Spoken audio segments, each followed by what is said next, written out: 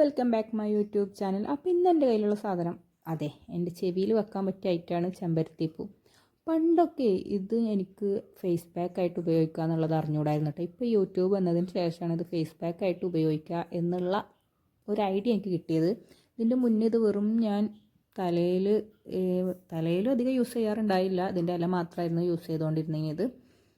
അപ്പോൾ ഇപ്പോഴാണ് ഈ പറഞ്ഞ മാതിരി ഇത് ഫേസിനും നല്ലതാണ് എന്നുള്ളത് എനിക്ക് മനസ്സിലായത്. അപ്പോൾ എന്തായി, എനിക്ക് കുറച്ച് ചെമ്പരത്തിപ്പൂ ഇവിടെ നിന്ന് കിട്ടിയായിരുന്നു. അപ്പം ഞാനിത് ഇങ്ങനെ വെച്ച് കഴിഞ്ഞാൽ അത് ചീഞ്ഞു പോവും. അതുകൊണ്ട് ഞാൻ കരുതി ഇതൊന്ന് ഉണക്കി വെക്കാമെന്ന് വിചാരിച്ചു. അപ്പം നമുക്ക് ഇത് ഉണക്കാൻ പോവാം. അപ്പോൾ ആദ്യം ഞാൻ ഇതൊക്കെ ഇങ്ങനെ എടുത്തതിന് ശേഷം നേരെ നടന്ന് ടെറസിൻ്റെ മേലെ കൊണ്ടുപോയി വെച്ചിട്ടാണ്. അത്യാവശ്യം നല്ല പല ടൈപ്പ് ഉണ്ടായിരുന്നേ. ഉണ്ട ആ ടൈപ്പുള്ള ചെമ്പരത്തിപ്പൂ ഉണ്ടായിരുന്നു. അതുപോലെ തന്നെ ഒറ്റയിതളുള്ളതുണ്ടായിരുന്നു, എല്ലാം ഉണ്ടായിരുന്നു. പക്ഷേ ഏറ്റവും ബെനിഫിറ്റ് ഈ കാണുന്ന സാധനത്തിനാണെന്നാണ് ഞാൻ പറഞ്ഞു കേട്ടിട്ടുള്ളത്. ഞങ്ങൾ പൊതുവെ ഇതിൻ്റെ ഇല വെച്ചിട്ടാണ് താളി അധികം ഉണ്ടാക്കാറ്. അതിൻ്റെ മുന്നേ ഞാൻ കുറച്ച് ലിക്വിഡാക്കി ഉണ്ടാക്കി വെച്ചായിരുന്നു കേട്ടോ. ഇതെന്തിനൊക്കെ ഉപയോഗിക്കാമെന്ന് വെച്ച് കഴിഞ്ഞാൽ അത്യാവശ്യം നല്ല ഇതുപോലെ തന്നെ ഉണ്ടായിരുന്നു. ഹെയറിൽ ഉപയോഗിക്കാം. അപ്പം ഞാൻ ആദ്യം ഇത് ഹെയറിൽ ഉപയോഗിച്ചായിരുന്നു. അതിന് ശേഷം ഇത് ഫേസ് പാക്കായിട്ട് നമുക്ക് ഉപയോഗിക്കാൻ പറ്റും കേട്ടോ. കുറച്ച് അരിപ്പൊടി ഇട്ടിട്ട് ആ വെള്ളം നേരത്തെ നമ്മൾ ഉണ്ടാക്കി വെച്ചിട്ടുള്ള വെള്ളം ഉപയോഗിച്ചിട്ട് ഫേസിലിട്ടാലും ഈ പറഞ്ഞ മാതിരി നല്ലതാണ്. അല്ല, ആയിരിക്കണമല്ലോ.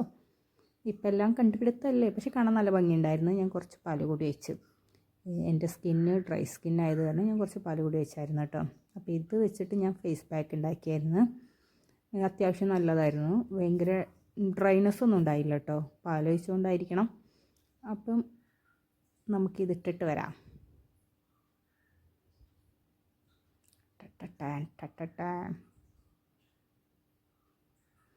എല്ലായിടത്തും വാരിപ്പൊത്തി. അതിന് ശേഷം പിറ്റത്തെ ദിവസമാണ് ഞാൻ എന്ത് ചെയ്യണമെന്ന് വെച്ചാൽ ഇത് രണ്ടാമതൊന്നുകൂടി ഒന്ന് ഉണക്കി ഇട്ടായിരുന്നു.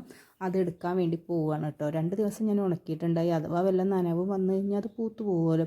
അപ്പോൾ ഞാനത് എടുക്കാൻ വേണ്ടി പോവുകയാണ്. അവിടെ ചെന്ന് കഴിഞ്ഞപ്പോൾ അത്യാവശ്യം നന്നായിട്ട് ഉണങ്ങി പാറിപ്പോയി തുടങ്ങിയിട്ടുണ്ടായേ. അപ്പോൾ ഇത് നമുക്ക് എന്ത് ചെയ്യുക, പൊടിച്ച് കഴിഞ്ഞ് നമുക്കൊരു പാത്രത്തിലേക്ക് എടുത്ത് വെക്കാം. അപ്പോൾ ആദ്യം നമുക്കത് കൊണ്ടുവന്നപ്പോൾ ഒരു മിക്സി നിറയെ ഉണ്ടായിരുന്നു. പക്ഷെ പൊടിച്ച് കഴിഞ്ഞപ്പോൾ പണ്ടൊരു കഥ പറഞ്ഞ മാതിരിയായിപ്പോയി. ഒട്ടും ഉണ്ടായില്ല. പിന്നെ തരിയായിട്ടാണ് കിടന്നത്. തരിയായാലും കുഴപ്പമൊന്നുമില്ല.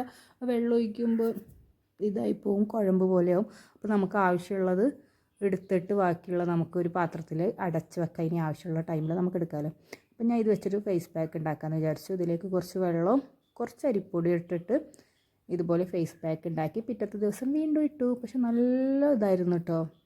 ഈ വഴുവഴുപ്പൊക്കെ ഉണ്ടായിട്ട് സ്കിന്നിന് ഭയങ്കരമായിട്ട് നല്ലതായിട്ടാണ് എനിക്ക് തോന്നിയത്. അപ്പോൾ എന്തായാലും ഇനി ചെമ്പരത്തിപ്പൂ കിട്ടുമ്പോൾ ഇതുപോലെ ഉണക്കി പൊടിച്ചെടുത്ത് വെക്കുകയാണെങ്കിൽ തോന്നുമ്പോൾ നമുക്കിതുപോലെ ഫേസ് പാക്കൊക്കെ ആക്കി ഉണ്ടാക്കാം. അപ്പോൾ എല്ലാവർക്കും നല്ലൊരു ദിവസം നേരുന്നു. ബൈ.